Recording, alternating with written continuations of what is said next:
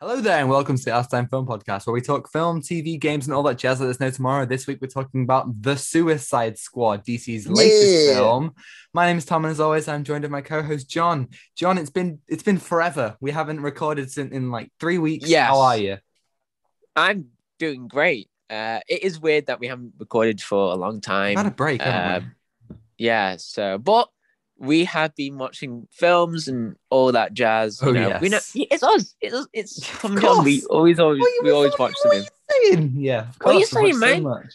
I just yesterday, I started my Wes Anderson rewatch before The French Dispatch. So excited to talk about all them. I've got to bring Bottle Rocket down to you at some point.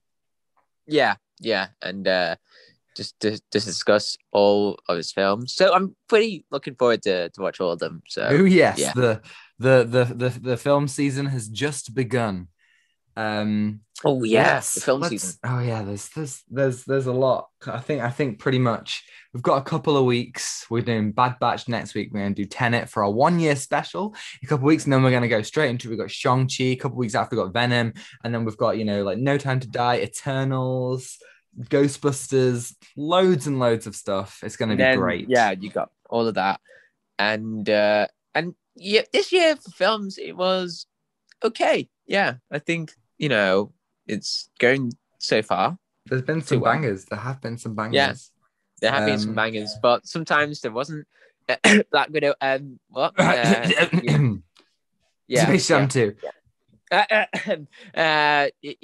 Yes, and but it's there's bangers. There's definitely a lot There of are, bangers right there. definitely. I agree. Let's start right into it. Let's get straight into the news. Yes, Um, news. Doctor Who is not, Yes. is something that we've talked about briefly. But if anyone who It's a knows fan favorite us, show. it Yeah, is a fan sorry, favorite it's a show. fan favorite show, and this week's news was uh unexpected. A little Well, I bit. mean, yeah, we've talked about it a little bit. Um, but what is happening now is something that I've been waiting for a while. It has been announced. So, two things have been announced. One I think is very sad, the other I cannot be happier. So, the first one, Jodie Whittaker will be leaving after one more season and four specials. She'll be leaving, or is it three specials?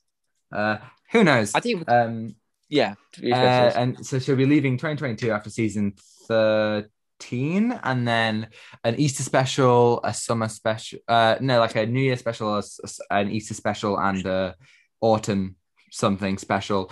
So yeah, and she'll be replaced by whoever plays the next Doctor, which I think is really sad. In all honesty, I think Yeah, she's an excellent actress, and there were so many opportunities to make one of the best doctors. But at least for me, it's such a shame that she will be remembered as one of the worst.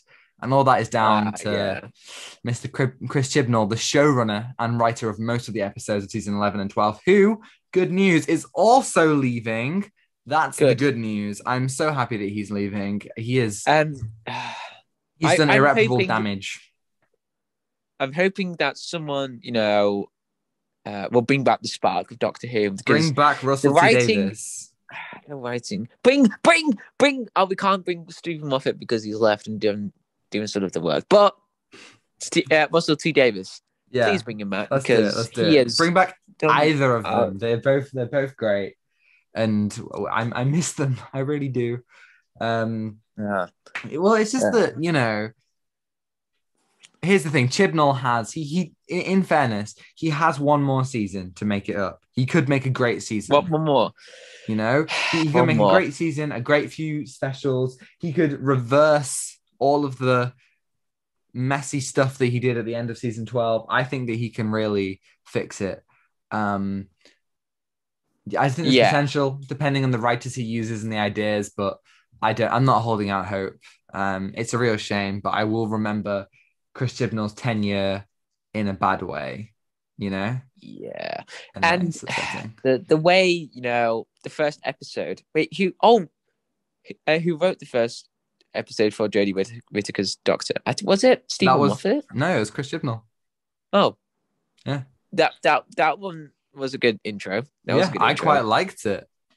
But It's I think I've become more and more cynical as it's gone on. I know that you just given up. And Yeah, I fair just enough, completely given man. up. Like Uh, uh, uh, I keep on going in. I'm like, it could be good. It's never good. It's always bad. it could be It's good. just It could be good, and then you just watch something that is completely opposite to Doctor Who. yeah. Um, yeah, and I don't know why, but it feels like that you're just watching a rip-off version of Doctor Who. Just Yeah, it just it doesn't have so many fundamentals of storytelling in general. The characters oh, are underdeveloped and everything feels surface level. and There's no it depth to doesn't. it. There's no conventions at all because Mm. usually you have this whole idea. Okay, you got the plot. By where are they? What are these aliens? What are they Hmm. trying to do? And then they just go through mystery. At the end, it's the resolution, and it's great. If you want to experience the true feeling and spark and the whole Doctor Who thing, watch 11th Doctor Doctor. Who. Yeah, Matt Smith Yeah, is, there Matt was something Smith. really special about his time. It's just I'm excited. I think season 13 he could fix it. However, he's not only is Chibnall bringing back the Santarans. You might want to hold your breath for this Oh one, John. yeah, He's yeah. bringing back the Weeping Angels, and Uh, there's a reason why they haven't done the Weeping Angels since season 7. There's a reason why Stephen Moffat was the only person to ever write the Weeping Angels, because it's difficult to do the Weeping Angels, and if there's one person who I think who I would say don't do the Weeping Angels, it's Chris Chibnall. So I'm worried, a little bit, mostly skeptical, but a little bit optimistic. I hope that Jodie Whittaker goes out with a bang. I doubt she will. yeah. And right, so another thing I was just looking back now was there was a show called Class, and that was Hmm. completely linked to Doctor Who. Yes, in the And 2017, I think, like there was a 2016, 16, yeah. right? Yeah, there was a hiatus of So Doctor Who. this one, I really enjoyed this Class TV show. I thought it was a good spin-off, and it was just something to see on the whole Oh, different sorry, I'm side getting of Doctor text. Who. Yeah, so that one, I was like, oh, okay. At the end, it was literally showing us the Weeping Angels. But the last time that show Oh, really? I didn't know aired that. was 2016. Yeah, I And watched episode 1 and I thought it was fine. I wasn't a huge fan. yeah, but the rest of the show is quite good Oh, good. if you want to see something that, completely different. But you can watch it. It's great. But the one thing that really annoyed me is at the end of the season, there was a massive cliffhanger. There was a Oh, yeah. massive cliffhanger. I was like, what? And I completely forgot that they just didn't continue it. And I was like, what? Why? Yeah, and the likelihood is they're probably not going to continue it. I mean, it's been 5 years at this point, but there are Yeah. so many parts of Doctor Who in the revival that they have teased and never kind of done anything with. They never did anything with, or at least not in the show. They've done obviously audio adventures, but they didn't do anything with the Doctor's daughter from series 4. They didn't do anything with Clara and Ashilda in the bloody TARDIS cafe. They, Wait, like, TARDIS Cafe. Oh yeah. yeah, remember that Yeah. episode Hellbent? Remember that one? Do you remember it? Oh, Remember that oh one? yes. Yeah, it was dreadful. It was literally the worst. Coming after one of the But best episodes in the whole show, Heaven Sent, you then get Hellbent. oh, Disgraceful. Hellbound, get that out. But Heaven Sent. Oh, Ugh, Heaven let me Sent. tell you, this Dreadful. show, this episode is a masterpiece. Like Mm. it is the throne. It's it sits down the throne of the best episode of Doctor Who because it literally shows Ooh, like bold claim, bold claim. the mentality of the Doctor, and the things that he's going through, I mean, it's and Capaldi's best for it's sure. Capaldi's best, Yeah. and And we oh, we love some Peter Capaldi, as you can see from the thumbnail of the video. Our Suicide Squad thumbnail is just Peter Capaldi as the thinker, because give me more Peter Capaldi in my life. Yes, Peter please. Capaldi is just one of the best actors. Mm. So Oh yes, yeah. indeed. Oh yes, indeed. Our next piece of news is some set pictures for The Flash, showing Batfleck's back, Mm. John. He's What? back. Batfleck is back. Yeah. Like the Yes. wind, he has returned. So we had pictures here of a stunt double. So we didn't get the full man, we didn't get the man himself, but we have seen stunt double on a motorbike, bat bike, whatever it will turn out to be. Oh my god, I'm so excited to see Batfleck back again. I cannot believe it. I'm Yeah. excited. I'm so excited. It's going to be great. This obviously joins the set pictures of Michael Keaton as Bruce Wayne and Sasha Calle as Supergirl. Various other things with Ezra Miller and Kiersey Clemens and stuff. But it's awesome to see what Batfleck's going to look like. What do you think? Yeah, I'm totally excited for this because it, Michael Keaton and Ben Affleck are playing as Batman, and it's a crazy crossover. Oh Like yes. you're watching CW crossover, for Flash and Arrow for the first time. You go, Yeah. whoa, they're here. So this is really exciting, and I'm Yeah, really this excited isn't for this like film. anything that they've ever done.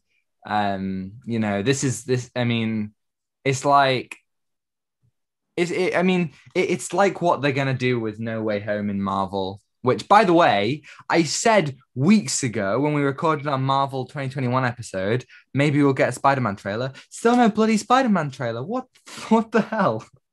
I Marvel, I don't know what they're doing right now. I just Are they probably are just they sitting. just They're probably just sitting in their offices smoking weed. It's like, well, oh man, oh we have no Loki. we have no rumors about the trailer. We have Nope, nothing. nope, We have nothing. nope. Oh wait, no, nothing. But today, apparently, it's Peter Parker's birthday. Oh really? Oh, Wait, interesting. that was 2 minutes ago. Wait, What? wait. There hasn't been a trailer, has there? No, but Oh, it said you, 2 minutes. you can't do that to me. Oh my god. Wait, it's today's Peter Parker's birthday, Hey, so maybe something will happen today. maybe something happened today. But yeah, if the trailer does come out today, then we will discuss it next week. Yes, we will. But yeah, so Yeah, like they're trying to do this kind of like, and they are seemingly going to do this kind of Spider-Man crossover. And the Batman crossover is, very similar, but obviously you've got about 10, 15 years more, from the past, obviously Batman 89 being 13 years before Spider-Man 2002. So like this is like so cool to be able to see this kind of moment revived in this way. And I think that's what DC might have an edge over Marvel with doing this multiverse stuff. I mean, I'm going to enjoy them both because I think they both have really good opportunities, but I think I'm more excited for the DC stuff because DC have got the opportunity to do, like you've got your Batman 89 stuff. You could throw in some stuff from the original Superman stuff. You've got loads of different things, loads of different continuities, like old TV shows, like the original Wonder Woman, the original Batman, stuff like that they could just kind of throw in wherever they want. And I think the Flash is the perfect place for this. I can't wait.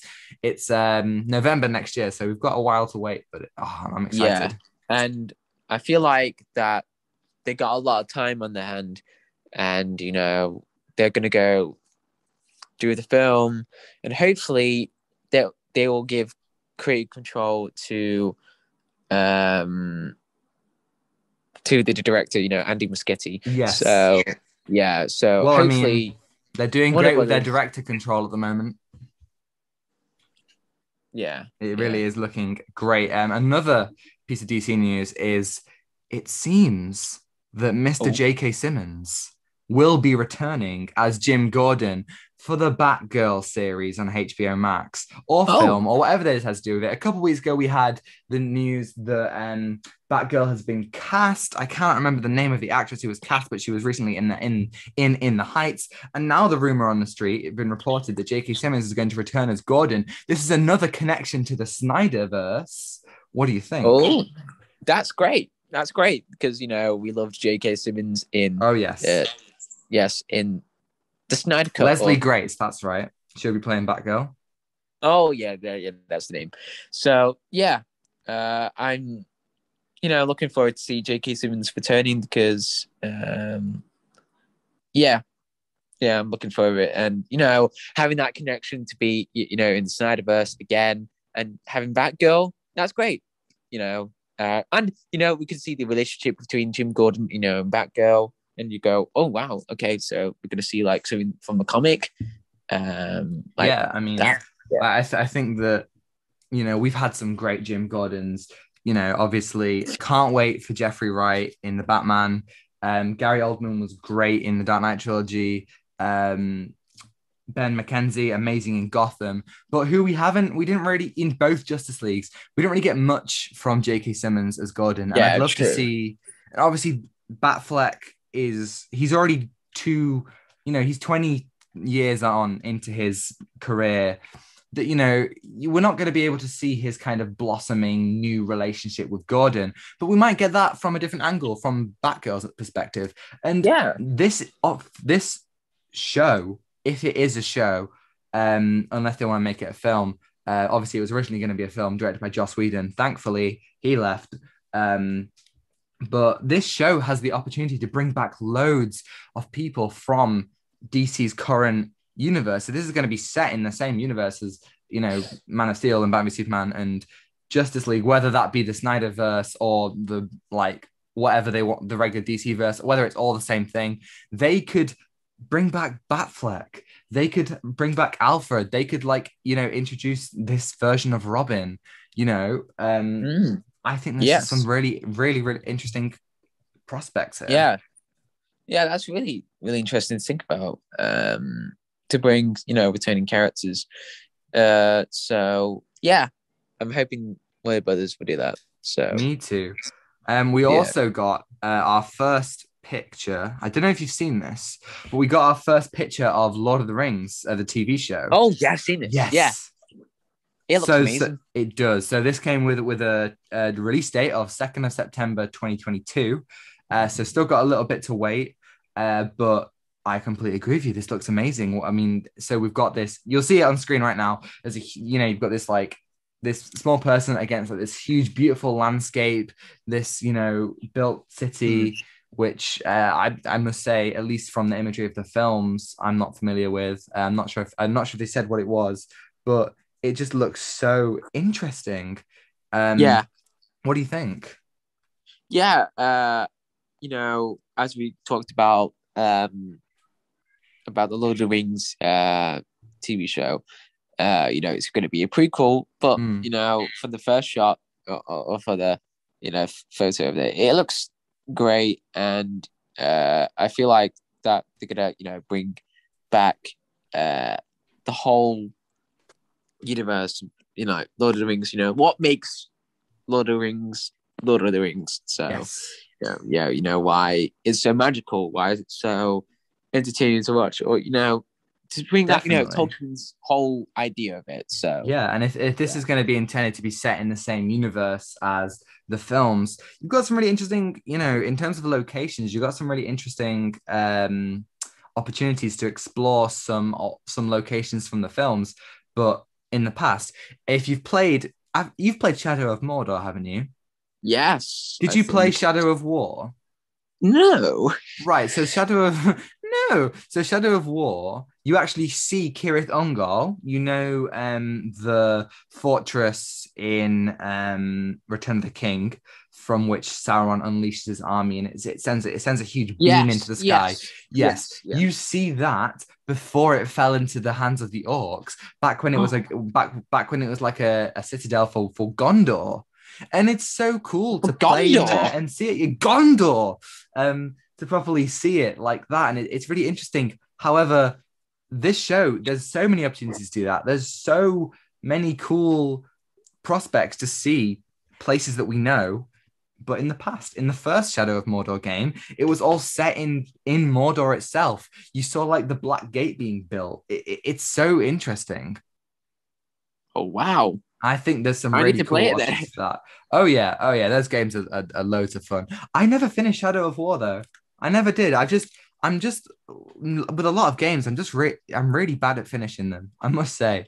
Like looking Yeah, at my same. games right I have a now. really bad habit of finishing, single player games or something. Like last time for Dark Light, so this game Dark Souls, Uh-huh. and I couldn't defeat the bosses, and I was like, oh God, what the heck? So I left the game for a whole year, Mm-hmm. and then someone told me like, oh, you should still play.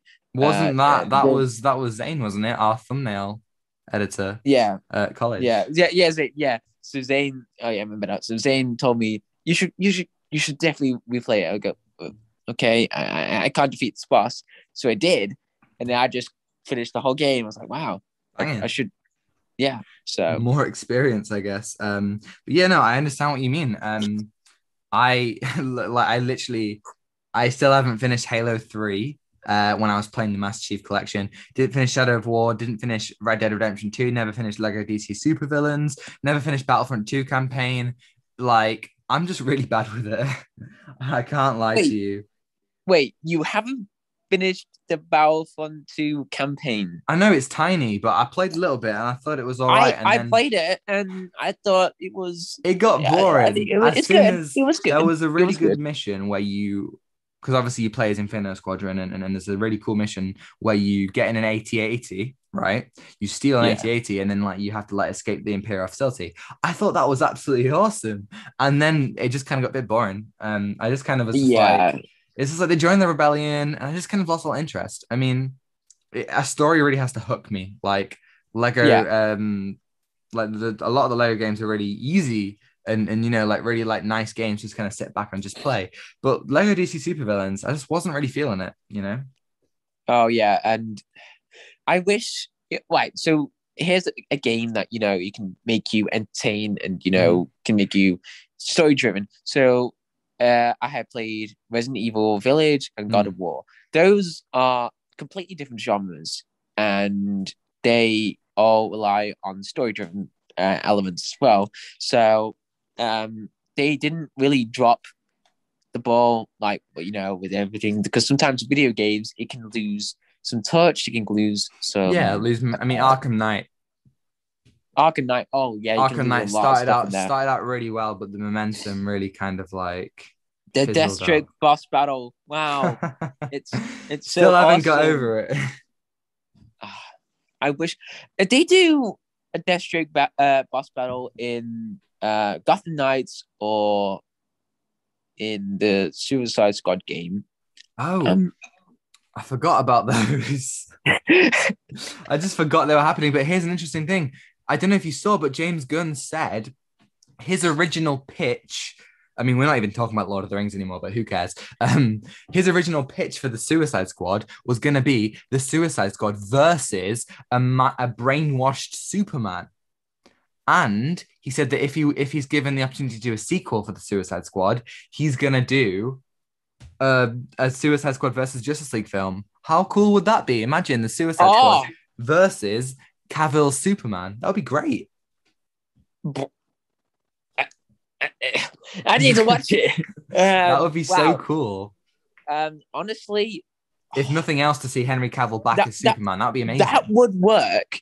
Mm. That would work so well after the post credit scene at the end of the Snyder Cut. Like take down Mm. Bruce Wayne, and Yeah. then forms up like the other people for the Suicide Squad. They can pick. Yeah. Hey, I didn't even but- think about that. They could tie it all in. I mean, Zack Snyder and James Gunn know each other. James Gunn wrote Dawn of the Dead, so they're friends. So maybe that could be connected. Yeah, that could work really well. Yeah, yeah. Warner Brothers, let's do it. Warner Brothers, please. please I mean, let's get be Zack honest right Snyder and now. James Gunn to do this because it is a wonderful idea. Definitely. Well, let's be Yeah, honest. The Suicide Squad, it's been getting incredible reviews. It's it is. doing really well. A lot of people are saying it's a flop. It's not a flop. We're still kind of dealing with the fallout of the pandemic. For a digital release, like I went to cinemas. Cinema was packed. It was so full. Yeah, same. People, It was great. yeah, it was amazing. I felt like I was back home. I think that this film will do well enough. They'll make a sequel. I mean, they made a sequel to Shazam, and that film only grossed, 300 million. So if you want to call it, that's also arguably a flop. But Yeah, definitely make a sequel to that. I think James is going to be able to provide some yeah, stuff. yeah. Yeah, which And we will talk about. But we got a couple more pieces of news. First of all, a new Venom trailer. Did you watch the new Venom trailer? yes, I did. What do you think? They turned Venom into a comedian. Yeah, he's very funny, isn't he? Yeah, He's got a lot of lines. I'm not sure how I feel about that. But if that's what they're going for, I mean, I must sure. say, remember when the first trailer released, we did say, "Oh, Carnage looks horrible." I was wrong. I Yeah, said that. I I was said we've wrong only seen too. one shot of him. He might look cool. I think he looks great. I think Carnage looks great. Yeah, Much he improved. I don't know if they've looks changed it cool. or what, but he looks great. I doubt they've changed it because that would take a lot of time, and then it'd be like the Sonic the Hedgehog movie. And no, no, no, no, no. I just think he looks great. Um, I'm Yeah, excited. I'm excited as well to see what this film has in store. Mm, With Carnage, with the whole relationship between Venom and Eddie Brock, mm. and the whole situation about seeing uh, Eddie's ex-wife, Yes, with a getting new married, guy. Yeah. Well, it's interesting to and see how that. I mean, you've seen Venom, haven't you? yeah, of course, Yeah, of of course, I've seen course. Venom, Yeah, well, of course. this is the thing. I don't really remember Venom. I remember seeing it, but here's the thing, right? I watched Venom and I thought that was all right. And then on the same day, so I did double bill. I watched Venom and then I watched First Man. So, Oh, I just totally forgot about Venom because First Man was so good. Um, Best so Man is like just so not good. not to be confused with the mediocre Aardman animation film Early Man. But it's like we're going to do Venom, by the way, on the pod. So on the 12th of September, we're going to talk about Venom, the first one. But yeah, I don't really remember much about it other than it was very middling. So I'm actually really excited to see, you know, does it hold up and is the sequel better? I mean, I think Andy Serkis could bring something really unique to it. Mm. Yeah, and Oh I my God, Andy Serkis is going to play Alfred in the Batman. I totally forgot. you totally forgot Oh my about that as God. well. Oh my Oh, God. I can't wait. That's going to be so good. I wonder how he's going to dress as Alfred. You know, it's going to Mm. be hard to depict what he's going to dress like Yeah. Well, because I mean, Alfred in the films, at least, Alfred has gone from being kind of like a butler in the Batman 89 and the Schumacher yes, films. And then like he's a bit more kind of like a carer. combat. Yeah, kickball. Yeah, yeah, I mean, I guess he does smash I a mean, he look at does that in the Batman comics. He's a bit Oh more. yeah. Oh, in the comics, yeah. But I mean, like, on In the screen, new he's Fifty gone from a Two. butler and now he's a bit more like tech based in the Snyder films. Yeah, and then So, and he's just not. He's not hesitant to use the shotgun against the oh my Joker. God, If you see yes, that in in Joker Endgame, in Endgame, oh yeah, yes, like amazing. you kind of want to see a different side to Alfred. You want to see more of the Mm, butler to him because mm. Well, I mean, like, yeah, Batman's he's been very hands on in the last few films, but I do wonder, is this one going to be a bit more kind of like what you kind of professional. see in Arkham Origins? In Arkham Origins when he's just kind of Oh like, "Oh, yeah, I prepared Christmas dinner for you, sir," and he's like, "I won't need it, Alfred." Yeah, I'm I'm gonna excited. go and stop people trying to kill me for money. Um, It's Black Mask. Yeah, that's and Black Mask is literally whenever, yeah. I mean, basically, whenever I think about a comic book film, unless it's Shang-Chi, my mind just goes to the Batman. Like out of all the upcoming comic book films, the Batman, I'm so excited for. The Batman, because it has that, that comic book feel to it. You're just watching something straight from a comic book, with the whole aura of, of this fear of Batman. You go, oh my God, he is scary. He is, that terrifying atmosphere. Oh, the idea of that, because but the whole idea of Batman is trying to be scary. He's trying to put fear into criminals, and Oh, and good news! I have been playing. Okay, I'll tell that at the end. Because it is great what I've been playing. So, oh, nice! Yeah. I'm excited to hear now. So our final piece of news is this is something that I'm really excited for. The Bad Batch has been renewed for season 2 next year. I mean, first of all, next year is going to be such a big year for Star Wars. You got the Book of Boba Fett right at the end of this year, so kind of head-tailing into next year. And then you got Bad Batch, you've got Andor, you've got Obi-Wan Kenobi, Mandalorian season 3. Next year is going to be packed for on-screen Star Wars content. But yeah, we haven't talked about the Bad Batch in a while, but don't you worry, we're going to talk about all of season 1 next week. Are you caught up? Just need to watch the last episode, and that's it. Man, obviously we've got the finale on Friday, but I'm so excited. Like everything that it's doing is so interesting to me, and I think the fact that we're getting a sequel, or a season 2, should I say, is like there's so much more that I want to explore about the world and about the characters, and I'm excited. Yeah, I'm looking forward. I'm looking forward to see what's gonna happen. Me too. Right. It's time, John. It's time. We've been talking. We've basically been talking about. This is one of those films. When we did our first ever episode of the podcast, we talked about this film, and so it's time to talk about the Suicide Squad. Ooh. So we've got a lot to talk about Suicide Squad. I'll let you start it off. Just simply, what do you think? So I've watched the film a couple of days ago, and it was something for me to watch this film. I mean, I don't know, it was just unexpected to watch, and it was definitely a James Gunn film. You can definitely see the stuff that from the Guardians films and onto here. You go, oh wow, yeah, he's done all the things that he's done as well, and there's a lot of detail in this film I really like as well, from characters and some really cool stuff, I think.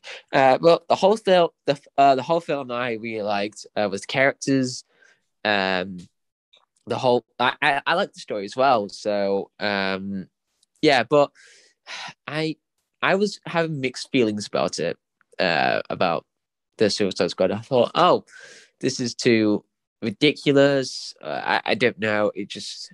But it's a film. It's a film. It's a film. I mean, I can't argue with you. It's definitely a film. But I agree with a lot of that. James Gunn's auteur, I'm so used to saying in film studies, auteur stamp. But his directorial stamp is in there. As you said, there's a lot of similarities to Guardians of the Galaxy. And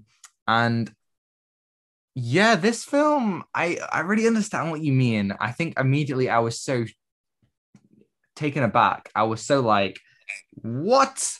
First of all, yeah, exactly. Spoilers.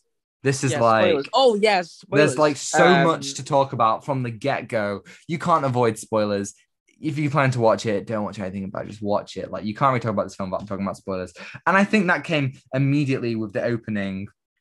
We're opening with Savant, Michael Rooker's character, and I was like having so much fun. I loved how all the different music. The music was working so good. It was a Johnny Cash song, I believe, and you had loads of stuff in the squad, just little moments, just dialogue that told me more about these people than I got about anything in 2016 Suicide Squad. I was having so much fun. And then James Gunn threw the biggest curveball, which made me completely shocked and like taken aback, but I think also was the most the ingenious thing, right? He basically just killed everyone immediately. Yeah. And I was I did not expect to, no, not at Boomerang to all. die. Captain Boomerang. Oh, I mean, okay, this isn't a problem with the film, right? But there Yes. was so much talent in those like first batch in the first squad. There was so much talent that I think was wasted. You know, I would have loved to see more from Pete Davidson. I would have loved to see more from Nathan Fillion. Would have loved to see more from Jai Courtney as Captain Boomerang. Bloody Weasel was great. They just set up a Weasel. team that I was so excited to watch. I could have watched all of those characters and it would have been great.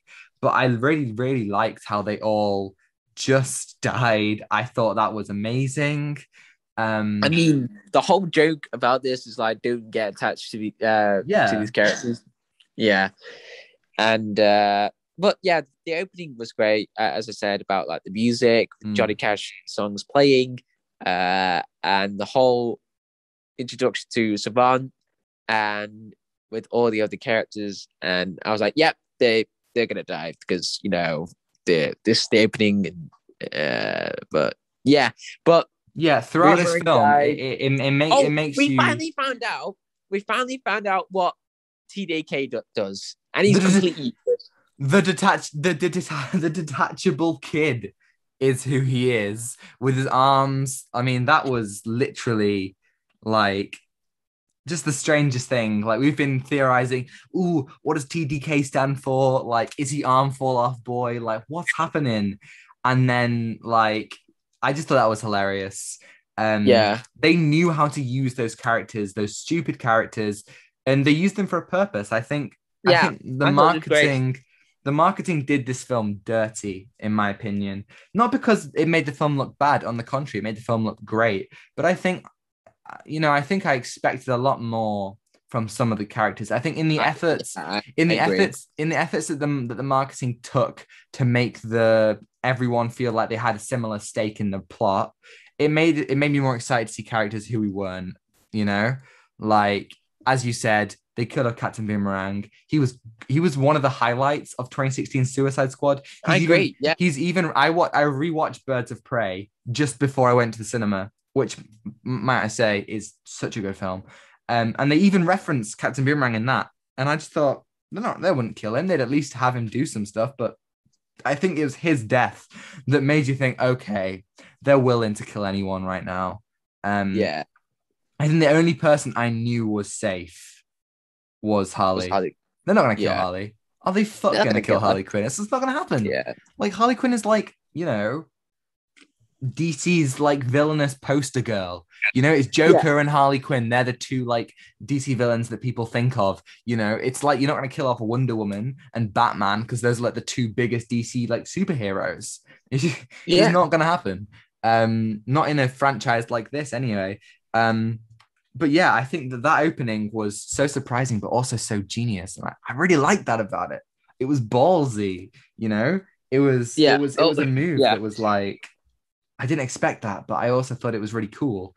And then the way that it then panned over to the other team, obviously consisting of Peacemaker, Bloodsport, Polka Dot Man, King Shark, Ratcatcher, and he's Polka Dot Man. Bloodsport. I said Bloodsport.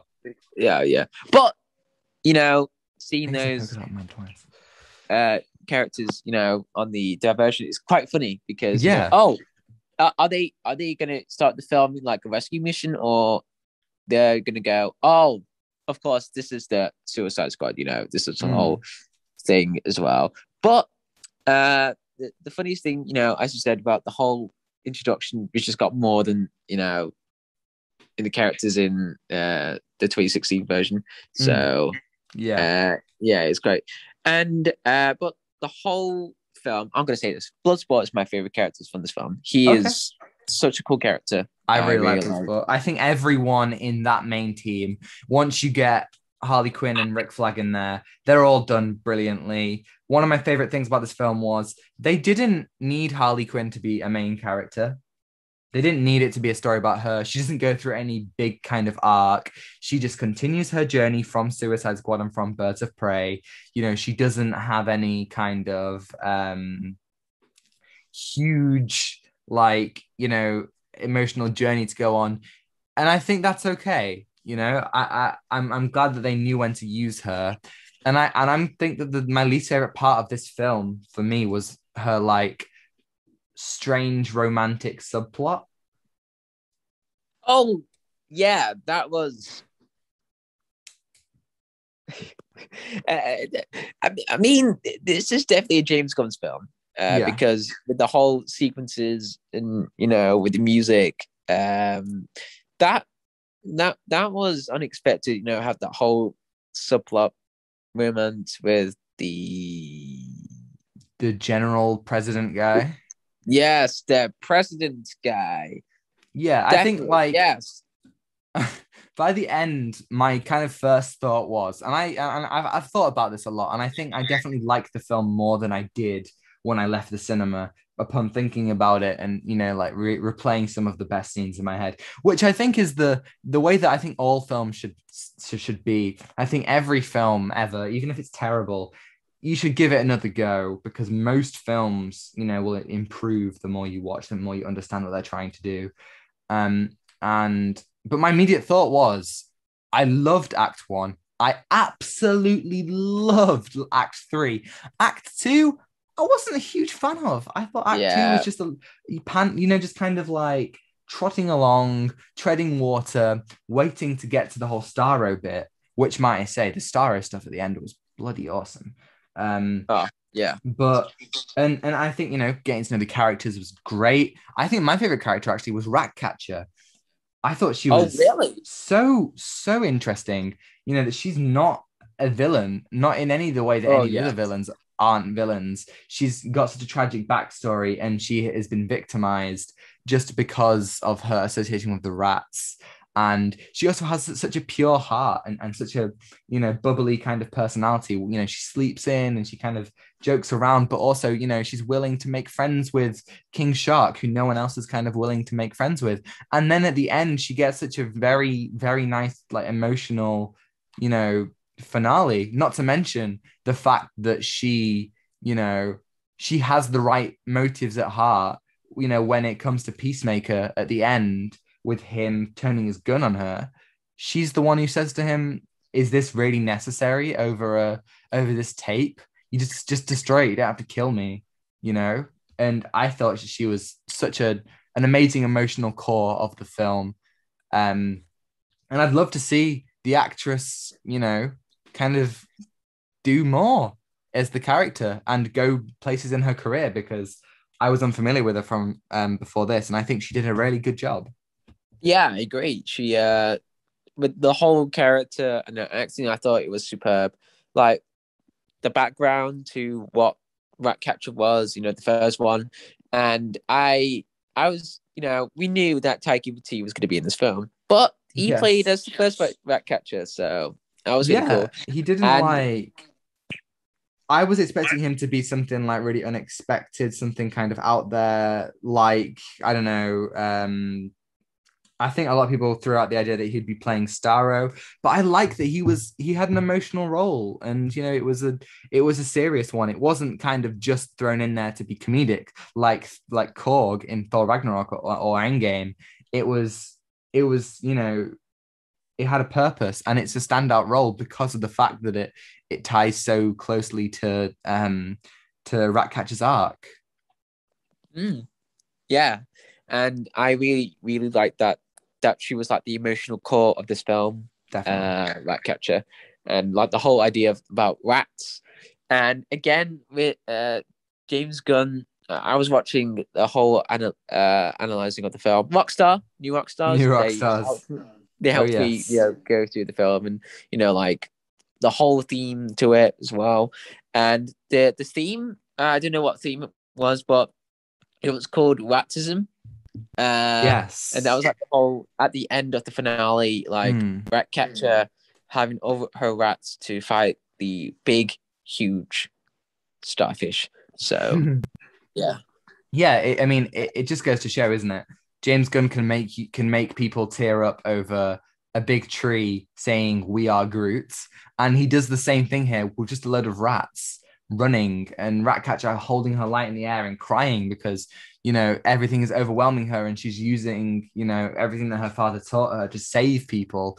I think that's really nice how all the characters who are so kind of stupid and ridiculous get layers to them. It's like Polka Dot Man. He's so stupid in the comics, but he's given a layer of vulnerability, and he's a victim of his mother, of her experiments, of his own power. He is, controlled by his own power. He has to expel these polka dots, which are really dangerous, at least I think he says twice a day, to stop him from, overrunning him and killing him. And he doesn't believe that anything he does matters because he's been downtrodden by his mother his whole life, which is why his final moments where he yells, "I'm a superhero," and he believes that he can be something and someone, are so hard hitting. He's the only one who sees Milton, as an actual person who actually cares about this Who's random Milton? guy who's with him. Yeah, I have no idea who Milton is, but Polka Dot Man cared about him apparently. Yeah, Milton. But James Gunn is so good at crafting characters out of the most unlikeliest places. The scenes are so simple and so good at making the characters effective. One of the characters who I can't believe I loved this character so much, but Rick Flag. Oh my God, I loved Rick Flag. Yeah, Rick Flag was a redeeming character in this film. Yeah. Like the 2016 version. What the heck? Who even was him? He was just like generic army man. Like he had like barely anything to him. I got to show you a clip that I saw the other day. It was like a version of like Rick Flag showing like the people in the new one, like what we just watched, and then he just goes, "This is Katana." This Katana, yeah. She's got my back. Yeah, he was basically like an exposition machine in the first one with a thin emotional line. But in this one, what I found so interesting about him is that he's somebody who is willing to do, what is right for his country. He's willing to serve, he's willing to protect, and he looks out for his squad. And he's got dimension to him. He cares about them, but he's also not above kind of putting them in their place. However, you then get the best kind of sequence of the film leading into Act 3, where he discovers that the American government have had a hand in Starro and that they want to destroy the evidence. And he's here saying, all this time I've been serving a country who has been experimenting on innocent people who have, had a part to play in these horrible, experiments and horrible doings.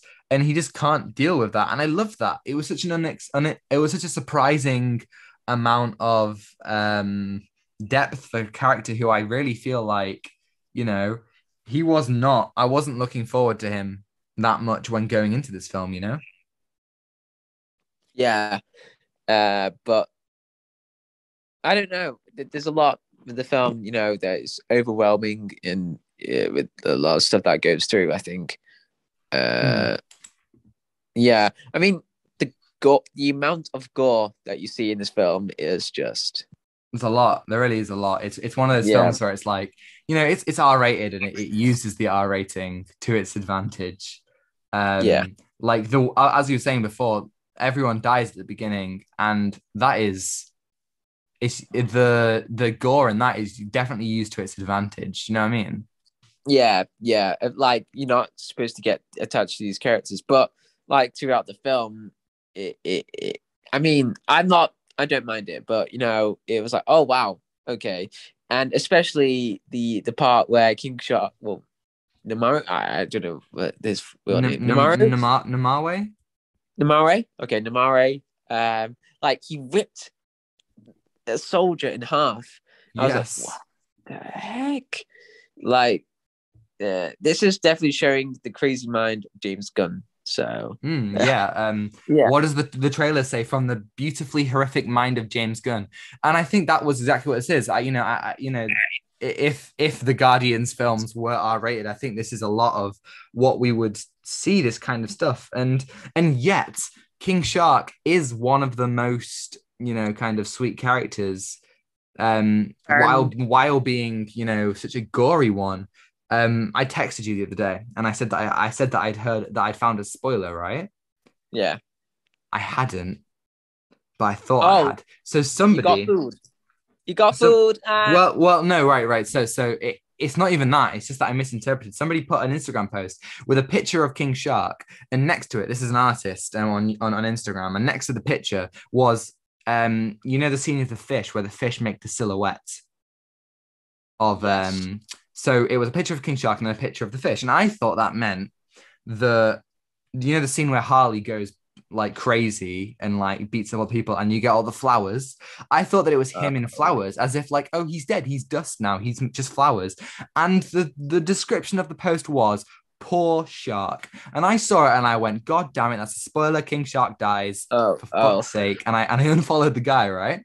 And now I know that it just meant poor shark because he trusted those fish, even though you know, like they were so willing to just try and eat him apart, which I feel like such an idiot now. But yeah, I fell for that. Yeah. That I don't really look on social media much for Mm. spoilers or anything. Oh But no, neither do I. This is an artist that I followed. I don't anymore because I was pissed. But you know, it was an uh, artist that I followed. yeah, but King Shark was the wholesome character throughout the film, but he's very strong character, but he's like Hulk, but more wholesome, to be honest. Mm. Oh Yeah, yeah, like I mean, like some friends, yeah, hand. and that's so again, it's not difficult to make a character. You know, well, no, it is difficult to build character, but James Gunn makes it look so effortless because he's just like, hey, look, this person is, you know, exactly, you know, he's just so sweet and he's so wholesome, like Groot. You know, he wouldn't hurt a fly, but then he hurts many flies. And I think that's what's so good about his character and what makes him so endearing. And Sylvester Stallone, you know, playing completely against type. I thought Sylvester Stallone did a really good job with his character. Yeah, I thought he did King Shark really well. Mm. Um, Obviously last week, or however many weeks ago, we did the Suicide Squad video. But in our Suicide Squad video, we talked about how Bloodsport looks just like, you know, a Xenomorph. rip-off, a rehash. No, a rehash of Deadshot. I am so glad to say that Bloodsport wasn't a rehash of Deadshot at all.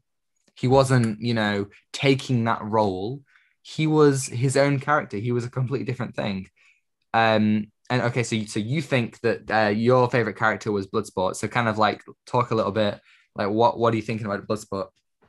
I really liked Idris Elba's acting or portraying Bloodsport in this one. I thought he was just uh, you know different from the characters. He's got like his own motivation for to stop his daughter going to jail, and you really resonate with the character as well, and you understand. Okay, so he's trying to stop his daughter going to jail, and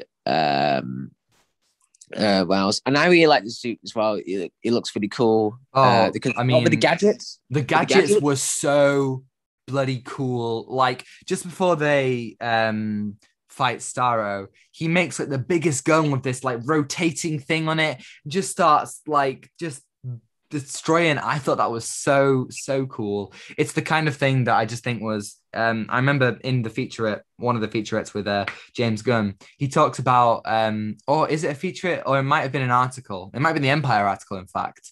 He was talking about how he wanted to translate Bloodsport's ability to kind of create any weapon on screen in a yeah, believable way. I think he totally did that 100%.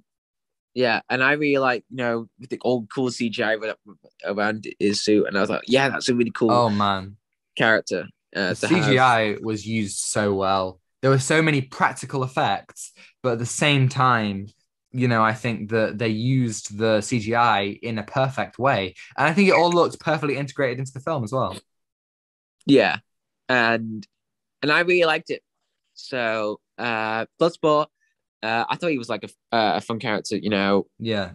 Like, I really love the character interaction with Peacemaker and Bloodsport. You know, Mm, that scene where they tried to infiltrate this base, yeah, but it found out it was like a rebellion yeah. base.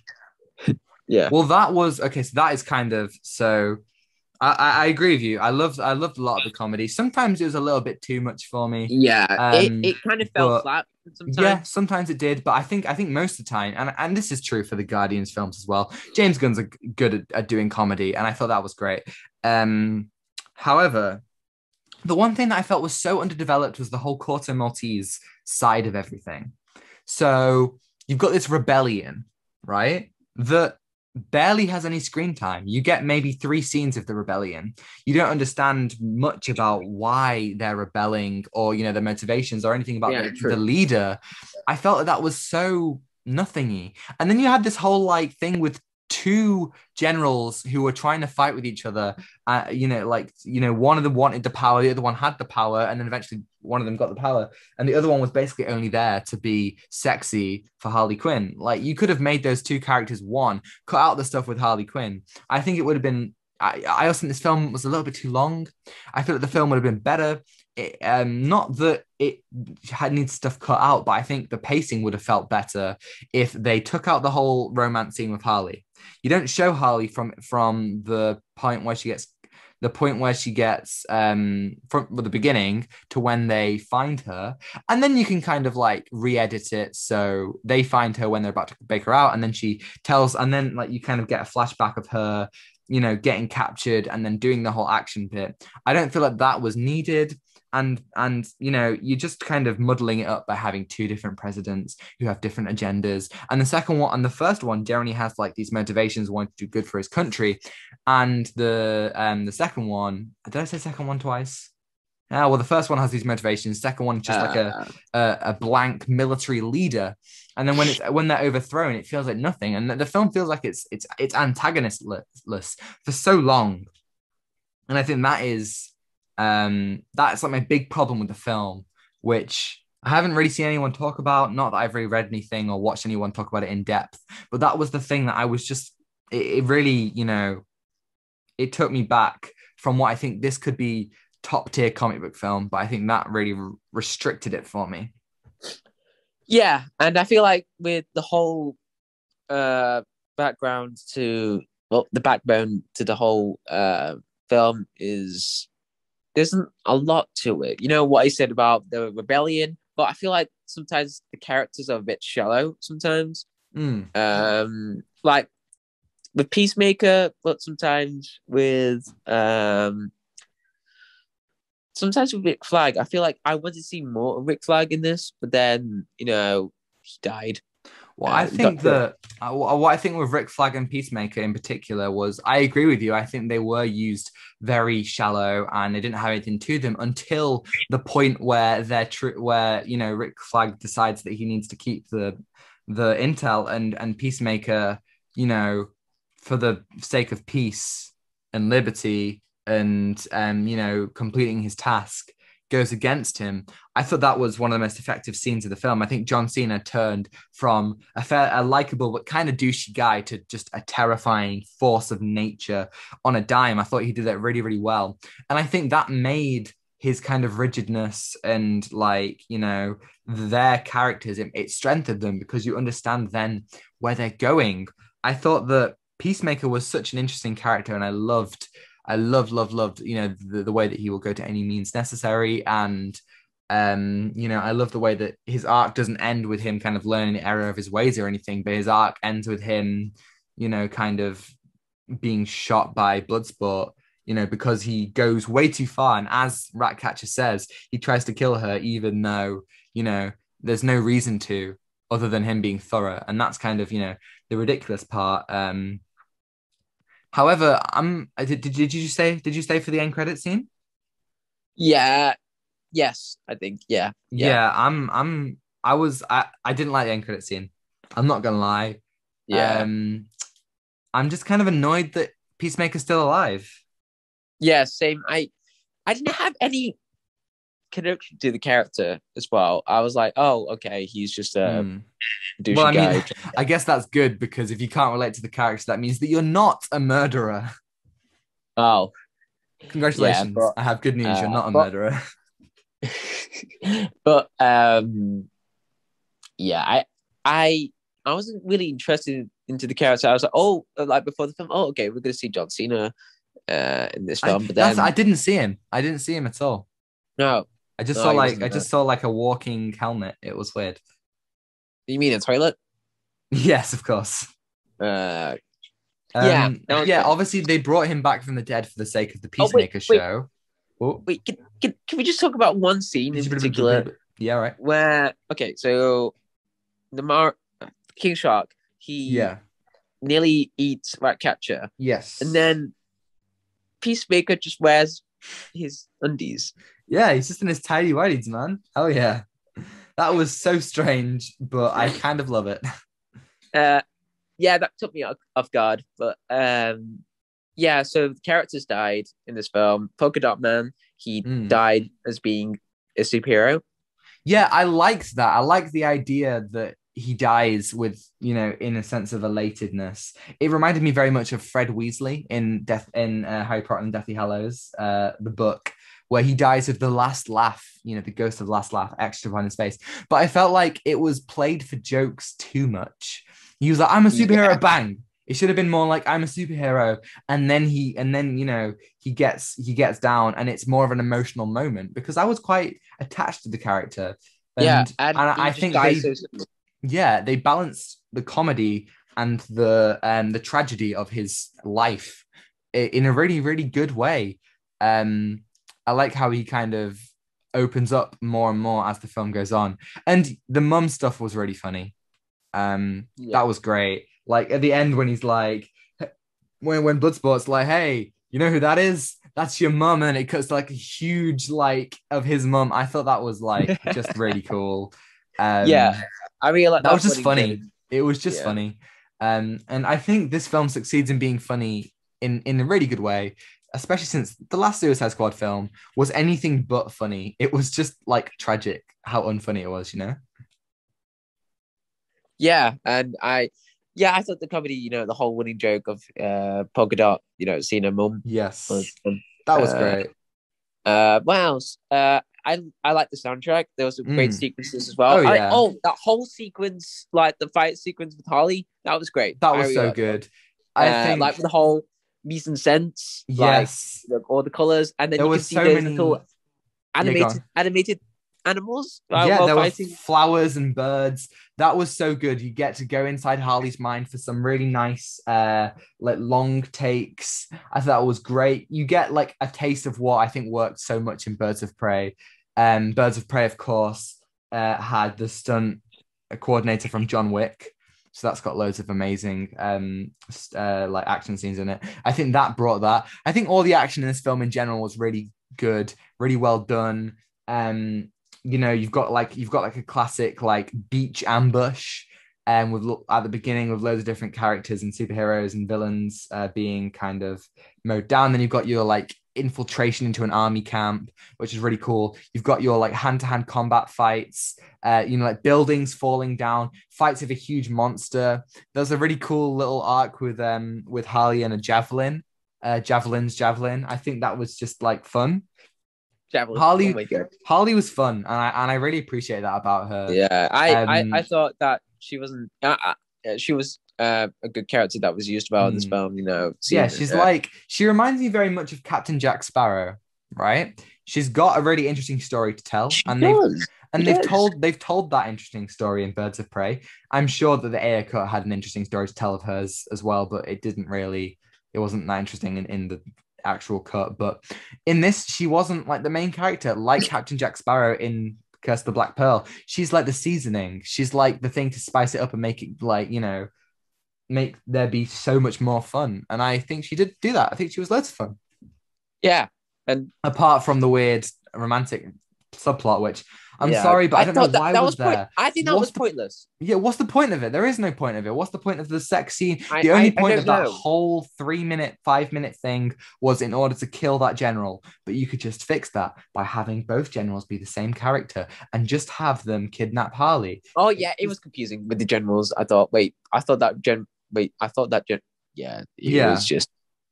Yeah, I. That was the one that was messy.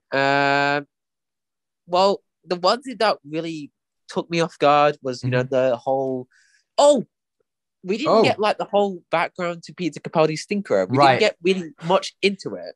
Here's the We didn't one get like the thing. whole like to scratch the surface of the Thinker. I thought because Yeah. I thought he was gonna be like a potential villain for this. Like Yeah. he's gonna be really smart. He's gonna stop Yeah. the He's really Suicide Squad. smart. But no, he doesn't do anything. He was just Exactly. standing there and just swearing like he's back Yes. into the thick of Yes. it. He's literally he's the thinker in my mind, and this isn't I'm not like the people who say that Batman has to be this way or Superman has to be this way, but I imagine the thinker, and this isn't a bad thing in the film, it's just my personal taste. I think the thinker, I thought he would have been like, like cool and calculating, and he would have been 10 steps ahead of everyone, and every time someone tried to do something to him, they couldn't because he's thinking about everything. He has every single possibility running through his head, similar to the Flash season 4, but good.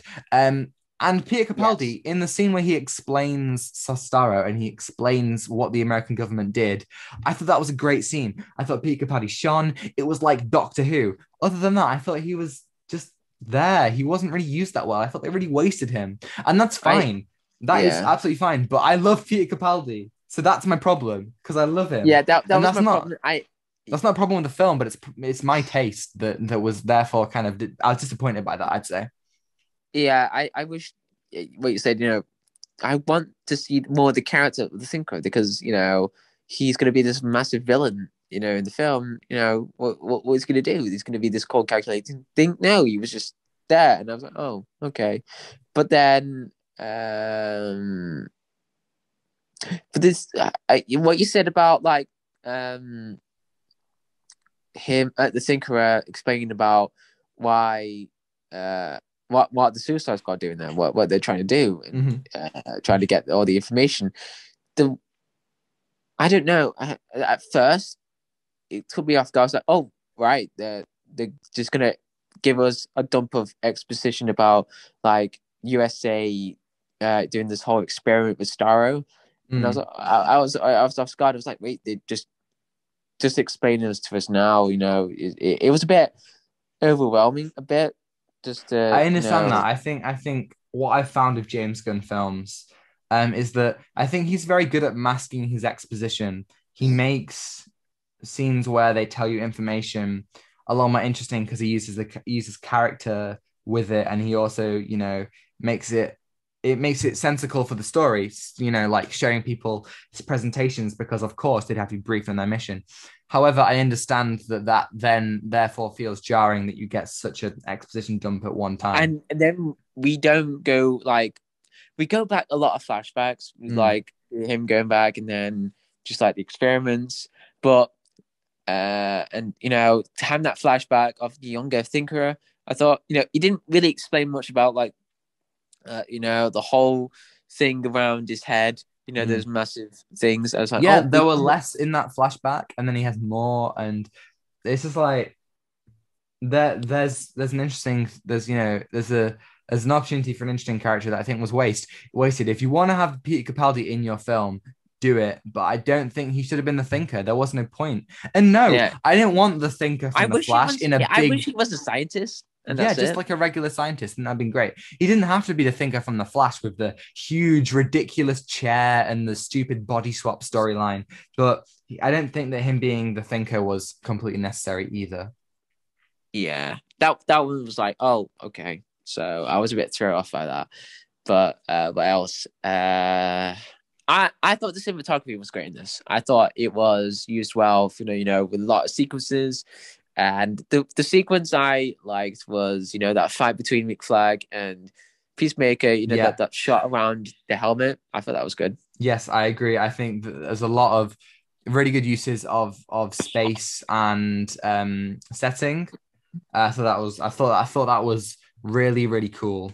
I think the one last thing that I have to say is I think that Amanda Waller was done really, really well.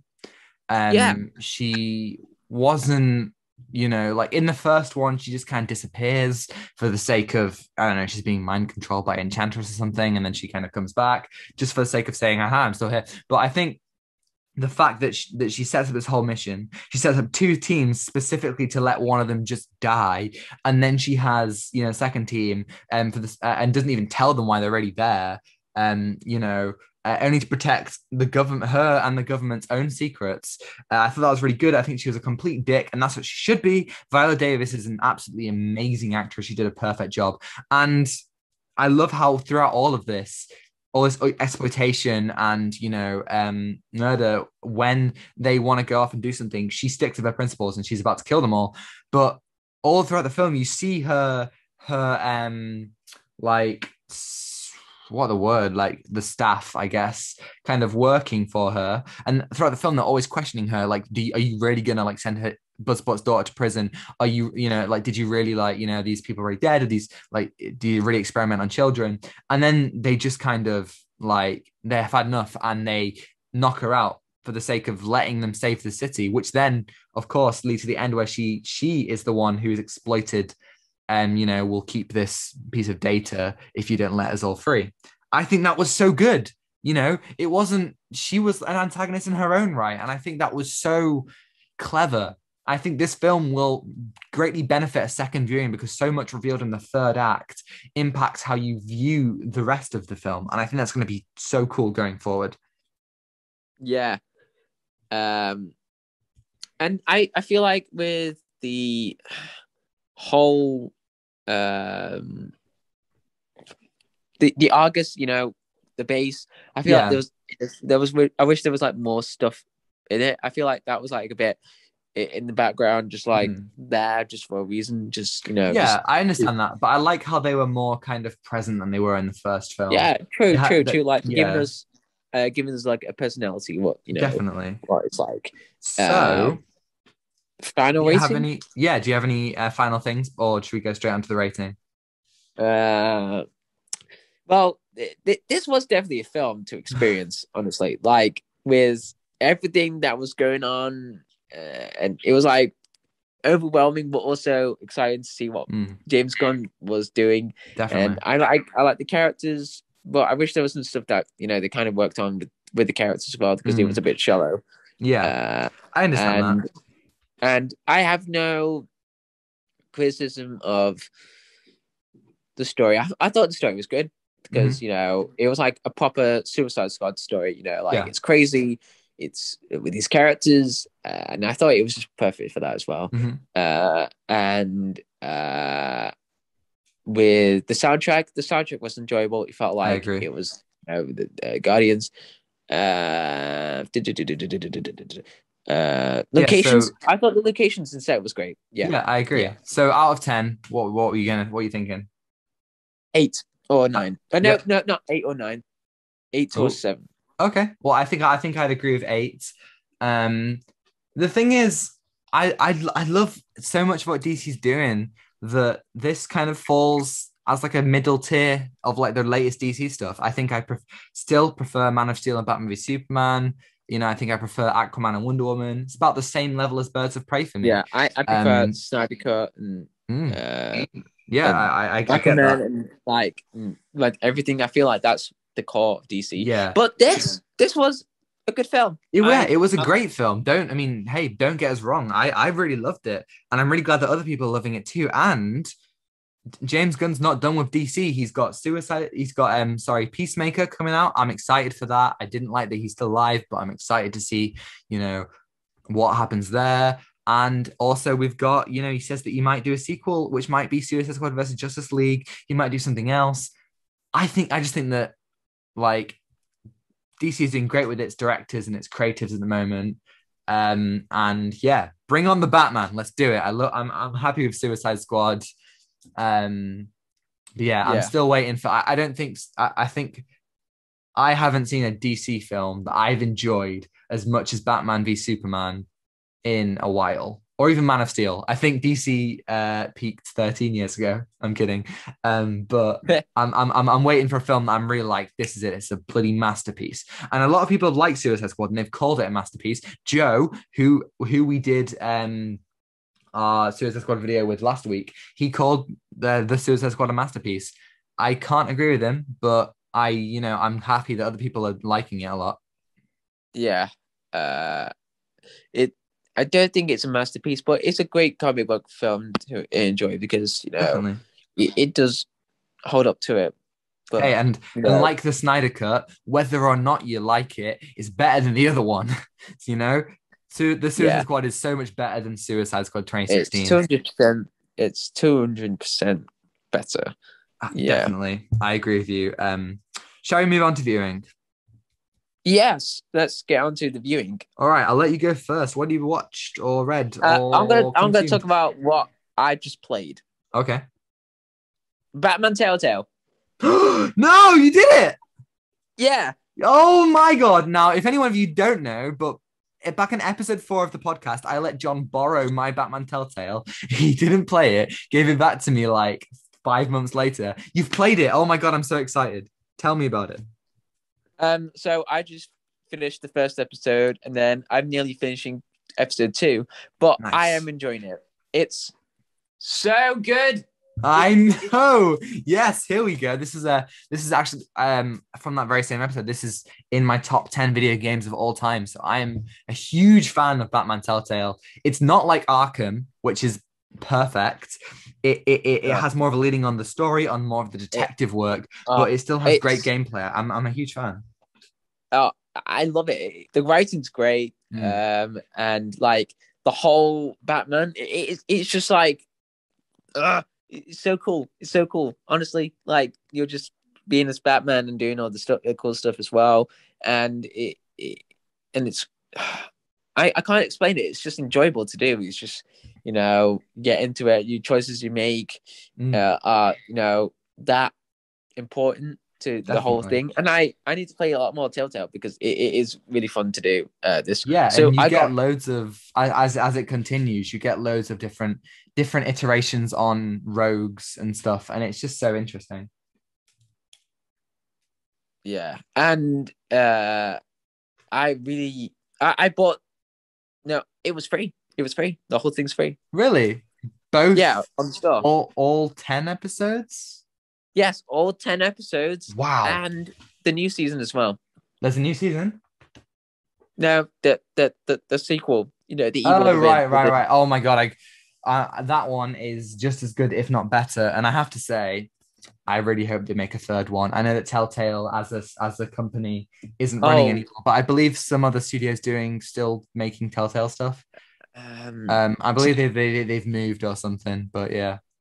I think Telltale is gone. Oh no.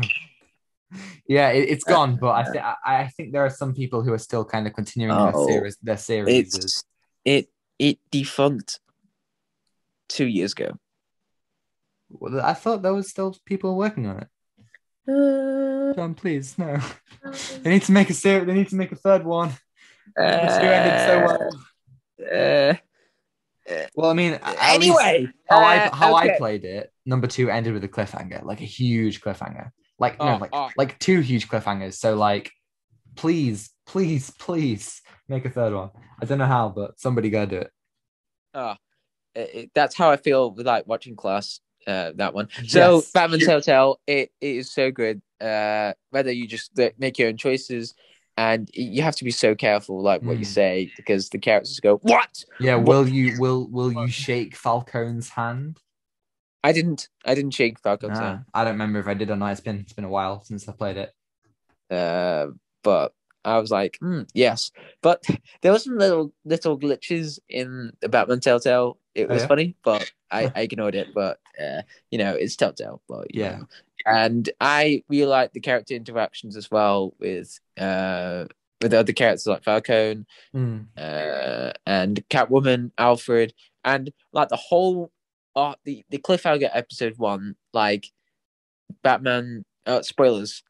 Bruce Wayne finds out that the Waynes are like huge crime lords that well criminals or like mafias. They were like the mafia of Oh Gotham. my God. Basically.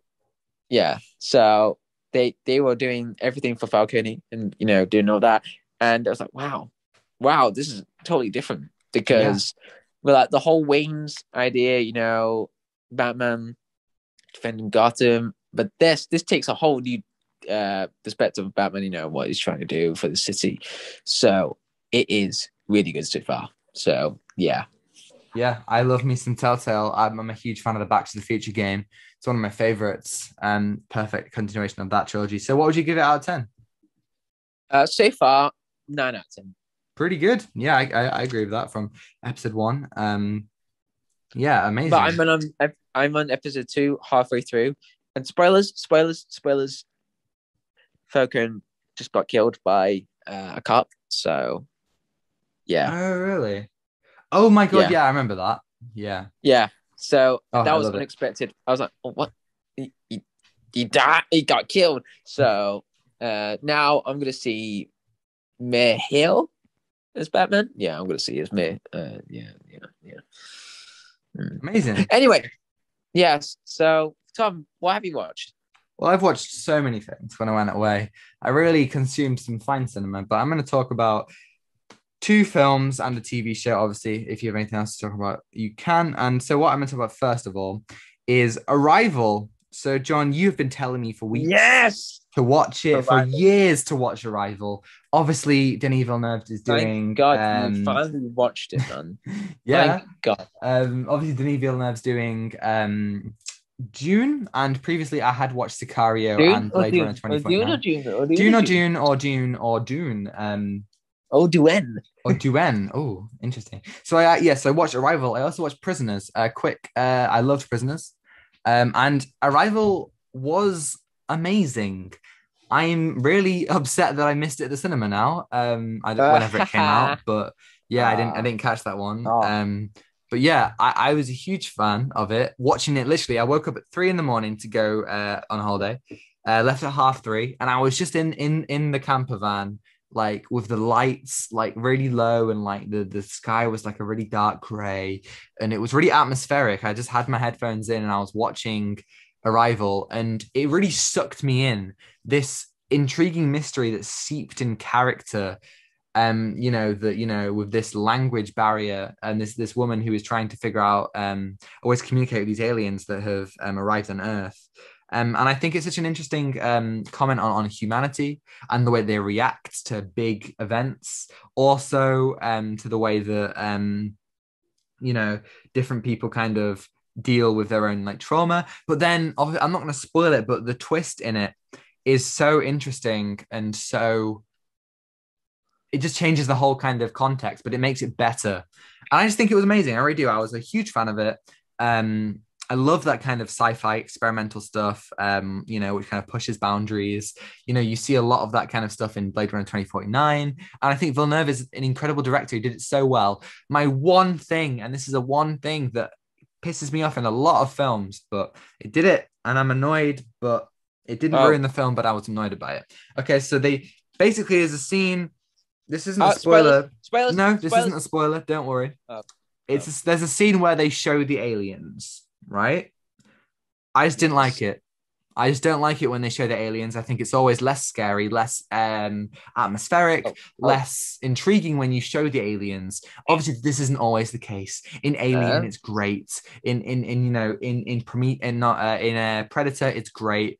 In this, I just didn't like it. I also watched Signs, which is an M. Night Shyamalan film about aliens. And there is a scene where they show the alien, and again, I just think it ruins like a lot of the mystery and the intrigue and the atmosphere. And that's literally just me. I think it's it's a small thing, but it can ruin so much for me. And I think in this film, it dragged it from a 10 out of 10 to a 9 out of 10, in my opinion. Oh wow! I'm sorry, okay. John. I'm really sorry. Wow. Okay. The whole alien thing, right? Wow, that's interesting to think about. And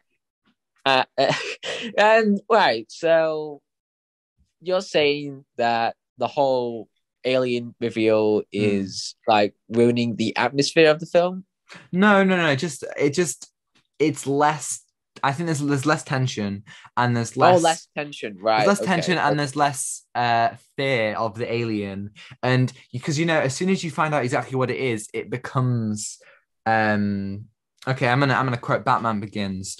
Bruce Wayne says, as a man, I am flesh and blood, I am breakable, but as a symbol, I'm something else. He's something scary. I think that's the point. As a symbol behind this veil of glass and smoke and ink, these aliens are terrifying and they could do anything at any moment. But then when you see them, when you gain an understanding of them, while I love the character work, I think it makes them less scary. And then I kind of wasn't as I didn't feel as on edge. And again, small thing, but it can ruin it. It was a lot worse in Signs, I will say. Signs was great, but it was a lot worse in that film. Well, with the alien thing, I thought it wasn't too bad, really, because I felt, well, at first I was like terrified. I was like, what are we gonna do? And then, they wanted help. Spoilers. They wanted help from the humans. Thousands and thousands. I like how I'm trying to like make my points without spoilers, and then you're just like, fuck it, spoilers. Yeah, and they communicate with us, and with alien. But I thought the alien reveal in that one was very. I thought it was good because it gave more tension to Amy Adams' character, because she had there was this dream that she had, and then the alien appeared. I was like, oh, okay, because it does give out a bit of scare tension to that. But I thought, as the film progresses, you see the alien communicating a bit more. I thought, okay, this is really good, because I don't think it's not making them intense. I think it's the intensity in this film is the humans. They are scared of the alien, and that's where the intensity comes from. I 100% agree. I just think that the fact the you as an audience member, well, I think you're I was just a little bit less, because before I'm thinking to myself, maybe these humans are right to fear them. Maybe these are right to understand them. Maybe their reaction's right. And then after you get clarity on that, after you see them, then you're not really questioning the humans. Then you've kind of got, okay, now there's a specific good side and a specific bad side. And I prefer that middle gray area. I think that there's a mystery in that and an interesting. It's like, what would they have done in 2001, not 2001, in Close Encounters of the Third Kind, where they properly showed the aliens? If they did that in that film, I think it would have taken a lot of the impact away from it, because what you get in is silhouettes and blinding lights, and I think that is a lot scarier. It's like at the end of Indiana Jones and the Kingdom of the Crystal Skull, you get an alien and a bloody UFO. It's just too much. Whereas I think that Arrival isn't that bad. It's not like, oh, it's a UFO that bad. I just think it was that one scene that took away a lot of that mystery. Yeah. But I don't think there was supposed to be mystery. Well, a little bit of history, but I thought, we got more exposition about the aliens, what they're trying to do. Oh yeah, well. I think it worked overall. I mean, I would give the film 9 out of 10. I think it was absolutely brilliant. Just that one small thing that obviously a lot of other people wouldn't care about, but me personally, that's just one of the things that I mean, that's interesting to think about, like the reveal. I think that's interesting to think. But so so I give it 9 out of 10. So what have you watched? What other things have you watched? The Shining. Oh boy, this straight off the bat, masterpiece. Absolute masterpiece. I agree. Let me tell you. Listen, I'm not a huge horror guy. I'm not really into horror as much because I thought, with cheap jump scares and messed up bits as well. Like, oh my god, there was a film summary about Midsummer and Hereditary, and those are the same directors. And today with horror is that, or with other films as well, that they go, oh, this is a horror film, but then it's not exactly horror. It's messed up. It's completely messed up. Like Midsummer, what the heck was that? I haven't seen That was Midsummer. I've just that. seen Hereditary. It was good. It wasn't amazing. But I I mean, wasn't a with huge fan. Hereditary, that Uh-huh. they showed up messed up bits. They I did. wasn't even scared. No, They just no. showed up messed up bits. I don't think that's the point. I don't think the idea. I mean, because obviously you've got slasher horror films, which are supposed Yeah, to be more true, true, scary and true, true. thrillery. But I But think the this idea was of more psychological. yeah, the idea is psychological about questioning, the nature of the human spirit. I think Yeah. The Shining. Is this your first? But this, Is but this the your is this Shining, your is this this, your second Kubrick film? yeah, second Kubrick film, which Yeah, I'm glad because I watched 2001 and then that. yeah. But I want to go back to like the messed up stuff about like horror films because Mm-hmm. they want to show off like the messed up parts and sometimes the unexpected parts about about the film, like her in Hereditary. Like you think, oh, okay, so the girl's not completely good. She's this has this whole spirit, but then spoilers, she gets killed unexpectedly. Getting that head cut off, by that pole, Mm-hmm. and the film just goes to a different turn, and you go, what the heck? And I couldn't explain it because it's not really entertaining to watch. Because sometimes with films, they just get messed up and they're not entertaining to watch. You know what I mean? They Yeah, just I go, understand okay. that. I had But different. Shining, Yeah, Shining.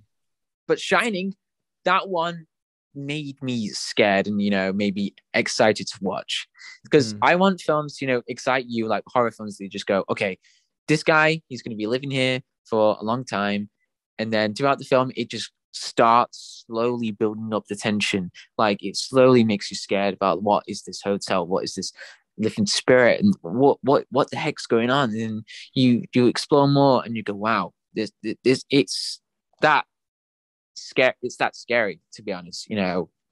Jack Torrance and with the family, it starts so wholesome at the beginning and then it slowly builds up, and I love that.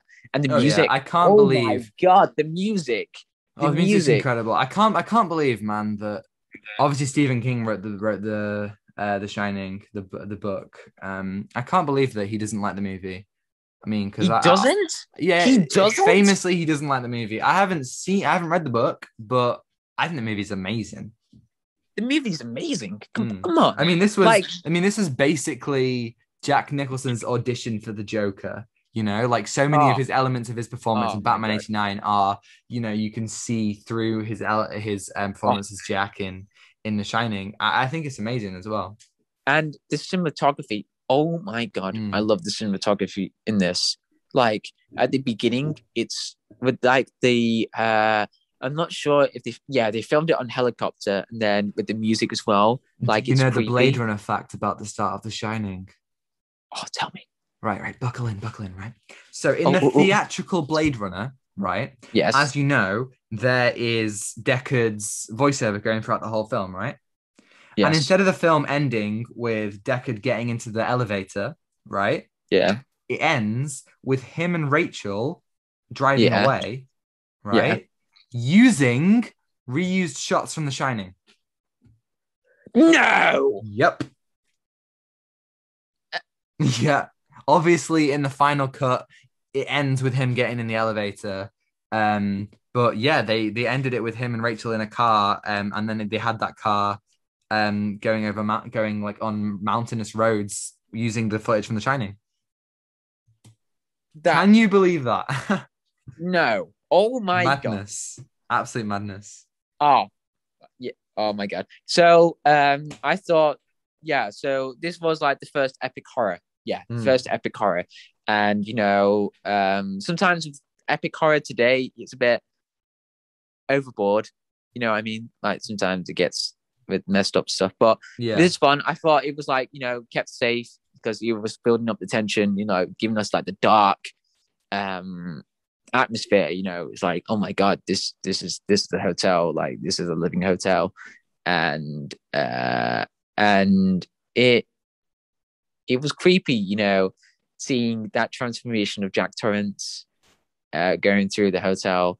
I'm going to talk a little about the spoilers, but like going through the hotel, and then you see that transformation. He was a good person, and then you just went to bad person. Yeah, you just completely changed. And I really like that. The acting is great. And the other thing as well, I forgot her name, the actress Shelley in The Duvall. Shining. Yeah, she did great. She did.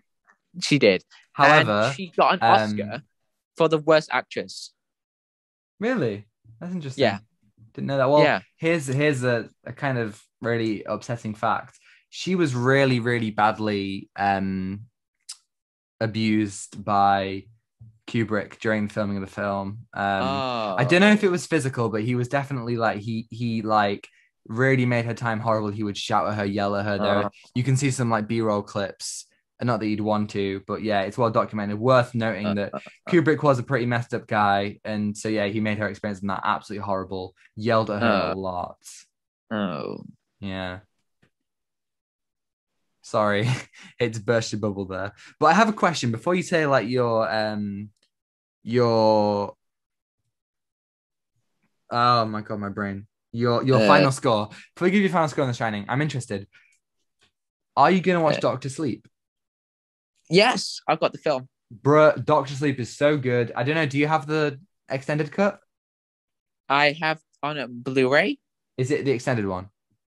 I don't know. Well, I didn't know there was an extended cut. I I haven't didn't know seen there the was an. extended cut. I went to see it at the cinema, so I haven't seen the extended cut. And I hear the extended cut's good. But like, oh my god, no one went to see Doctor Sleep, but I can promise you, it's really, really good. I wasn't a huge fan of the ending, but like, I think it's really, really good continuation of the story. And yeah, I'm a huge fan. Ewan Uh, McGregor. That's all I have to say. yeah, Ewan McGregor. What He's a great. guy. So yeah, what's your So, final score then?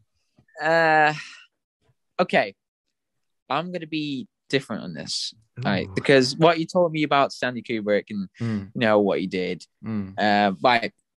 I'm gonna replace Stanley Kubrick out the picture because Yeah. I don't want Oh, of the. course, of course. Of course, because what you just told me right now is, oh, okay. Yeah, I mean, So, like the um, film is that good that you've got to think, despite that. despite Stanley Kubrick and horrible guy, messed up, but you know, I want to look at the film itself. Yeah. Like, I'm not trying to praise him. I'm not going to praise that guy. I'm like, Mhm. nah, I'm not. So I'm just going to look at the film. The film itself is great. It's a film to experience because it's the first epic horror, and you're going through. Oh my god, this it was this. So it. I'm gonna give it a 9 or a 10 because Brilliant. I Yeah, feel I like would it. agree. I watched it first time around a few years ago. I thought nine. I thought it was a bit slow, and then I rewatched it last year. 10 any day. 10. I'm a huge fan. Yeah, especially at the end. Like the ending The just ending changes the ending's everything. perfect. The ending is so good. Yeah, the ending. Like you go through, and then if you watch the film again, you go through these details. Like, oh my god, right? This just works. So if the film itself, I'm not going to praise that, but I'm just going to focus on the film. But yeah, I didn't know that. That was terrible. Yeah. Anyway, Tom, what have you been watching? Well, I was going to talk about Sunshine, which is a really, really good Danny Boyle directed sci-fi starring Cillian Murphy and Chris Evans. It's on Disney Plus. It's only an hour and 45 minutes. I really, really recommend it. It was really, really cool. But we're kind of going on a bit, so I'm going to talk about one last thing, and then we'll go to the outro. I'm going to talk about High School Musical, the musical, the series, season 2, Wait, what? which, yes, oh yes, John, oh yes, it ended recently. And I've talked about on the Oh, pod before, I was a big fan of High School Musical, the musical series, season 1, but season 2, I can't say holds up as well. I think it's a show of 2 seasons. It's a season of 2 halves, should I say? So the first half of the season, it was just so meandering. First of all, they're not even putting on a production of High School Musical. Now they're doing Beauty and the Beast. And it's so what? it spends so long, just kind of building this up, and they're doubting themselves. And it's like, if you want to do this, you commit to it. It felt like the first season was really like, spent the whole time practicing, and everything, and all the conflict came around this production. But in the second season, you don't get as much of that, which I think is a real shame. And also season 1 and 2 centers around a couple, Ricky and Nini, getting back together, and realizing why they fell in love in the first place after breaking up. And for whatever reason, the second season they decided to ditch that relationship. It could be because of the drama between the actors, Olivia Rodrigo and Joshua Bassett. I don't know.